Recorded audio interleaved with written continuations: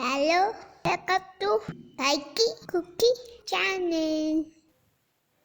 வாங்க இன்றைக்கி நம்ம மெதுவடை எப்படி செய்கிறதுன்னு பார்க்கலாம். ஒரு 1/4 கிலோ உருட்டு உளுந்து எடுத்து அதை 2லேருந்து 3 மணி நேரம் ஊற வச்சு நம்ம நல்லா கெட்டியாக இந்த மாதிரி அரைச்சி எடுத்து வச்சுக்கலாம். லைட்டாக தண்ணி தெளித்து அரைச்சிக்கோங்க. ரொம்ப தண்ணி ஜாஸ்தியாச்சுன்னா எண்ணெய் ரொம்ப இழுத்துரும். அதனால் அளவாக தண்ணி தெளித்து இந்த மாதிரி நல்லா கெட்டியாக வர மாதிரி அரைச்சி எடுத்து வச்சுக்கோங்க. இந்த மாவு கூட தேவையான அளவு பொடி உப்பு சேர்த்துக்கலாம். பெருங்காயத்தூள் சிறிதளவு சேர்த்துக்கலாம். சீரகம் மிளகு கொஞ்சம் சேர்த்துக்கலாம். பச்சை மிளகாய் இந்த மாதிரி பொடியாக நறுக்கி சேர்த்துக்கோங்க. அடுத்து நறுக்கின கொத்தமல்லி இலையும் கொஞ்சம் சேர்த்துக்கலாம். இது எல்லாத்தையும் நல்லா மிக்ஸ் பண்ணிக்கலாம். பாருங்கள், மாவு இந்த மாதிரி நல்லா கெட்டியாக இருக்கணும்.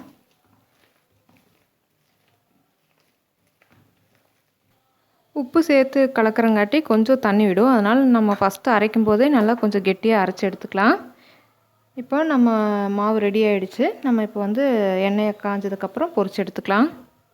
இப்போ நல்லா இந்த மாதிரி உருண்டை பிடிச்சி ஒரு இலையில் நல்லா தட்டி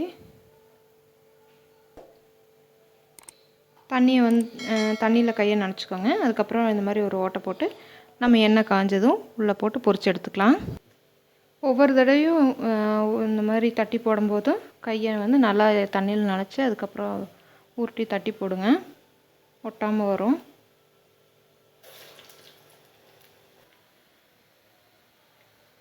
நல்லா செவந்ததும் நம்ம எடுத்துடலாம்.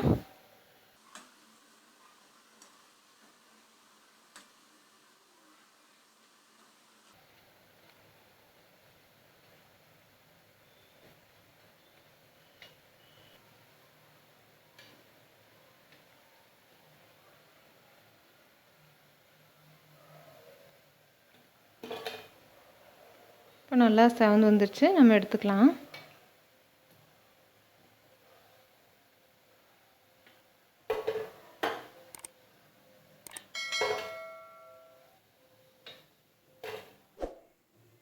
நம்ம மெதுவடை இப்போ ரெடி ஆகிடுச்சு.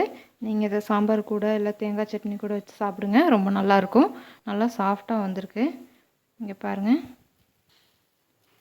பயங்கர சாஃப்டாக வந்திருக்கு.